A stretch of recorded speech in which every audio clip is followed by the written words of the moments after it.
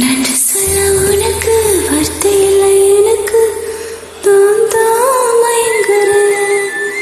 களமுள்ள வரைக்கும் காலடியில் கிடைக்க நான் தான் விரும்புறேன்.